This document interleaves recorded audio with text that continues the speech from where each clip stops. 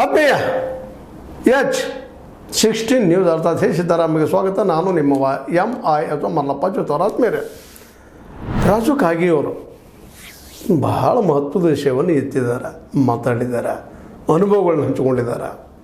ನಿಜವಾಗಿಯೂ ಅವ್ರ ಭಾಷಣ ಕೇಳ್ತಾ ಇದ್ದಾಗ, ಅಧಿವೇಶನದಲ್ಲಿ ನೋಡ್ತಾ ಇದ್ದಾಗ ಇವರು ರಾಜು ಕಾಗೆಯಣ್ಣ ಅನ್ನುವಷ್ಟರ ಮಟ್ಟಿಗೆ ನಾವು ಇದಕ್ಕೆ ಮೊದಲು ನೋಡಿದ್ದವ್ರನ್ನ ಸಿಟ್ಟು, ಸೆಡವು, ಸಡನ್ನಾಗಿ ಉತ್ತರ ಕೊಡುವಂಥದ್ದು, DCC ಬ್ಯಾಂಕ್ನಲ್ಲೇ ಏನೋ ಒಂದು ವರ್ತನೆ ಮಾಡಿ ಯಾರನ್ನೋ ವಿರೋಧ ಮಾಡಿ ಕೊನೆಗೆ ಹೊಂದಾಣಿಕೆ ಆದಾಗ ಏನು ಇವರು ಅಂತ ಒಂದು ಕನ್ಫ್ಯೂಸ್ಗಳು ಇದ್ದು.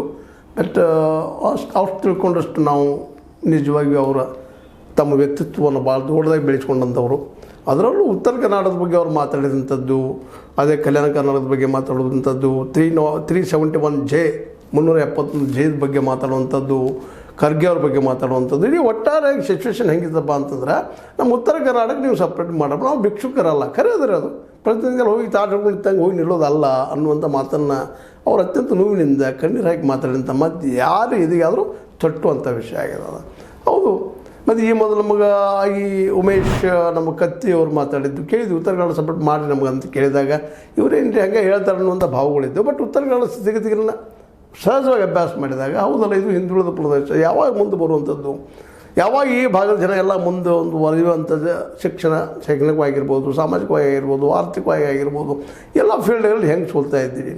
ಅವರು ಒಂದು ಉದಾಹರಣೆ ಭಾಳ ಚೆನ್ನಾಗಿ ಕೊಟ್ಟರು. ನೀವು ಒಂದು ಹೊಸ ತಾಲೂಕುಗಳು ಮಾಡಿದ್ರಿ, ಇನ್ನೂ ಆ ತಾಲೂಕುಗಳಿಗೆ ಆಫೀಸ್ಗಳು ಮಾಡಲಿಕ್ಕೆ ತಯಾರಿಲ್ಲ. ಇಲ್ಲೆಲ್ಲ ಶಾಲೆಗಳಂತೆ ಎಲ್ಲ ಬಿದ್ದು ಹೋದಂಥ ಪ್ರಸಂಗಗಳಿದ್ದಾವೆ. ಏನು ಬಾರ್ಡ್ರದಲ್ಲಿ ಯಾರು ಕೇಳೋರಲ್ಲ, ಹೇಳೋರಿಲ್ಲ ಅನ್ನುವಂಥ ಮಾತನ್ನು ಪ್ರತಿಯೊಂದಕ್ಕೆಲ್ಲ ಹೋಗ್ಬೇಕು. ಅದು 800 ಕಿಲೋಮೀಟರ್ ಅನ್ನುವಂಥ ಮಾತನ್ನು ತಮ್ಮ ಕ್ಷೇತ್ರದಿಂದ ಬೆಂಗಳೂರಿಗೆ ಹೋಗುವಂಥದ್ದು ಪೂರ್ಣ ನಾವು ದಂಡಿಗಿದ್ದೀವಿ ರೀ. ನಮಗೇನು ಯಾರೂ ಕೇಳ್ತಾನೆ ಇಲ್ಲ. ಬಾರ್ಡ್ರದಲ್ಲ ಒಂದು 2-3 ಕಿಲೋಮೀಟರ್ದಲ್ಲಿ ಎಲ್ಲ ನಾವು ಹೋಗಿ ಮುಟ್ತಾ ಇರ್ತೀವಿ ಮಹಾರಾಷ್ಟ್ರದ ಜೊತೆಗೆ.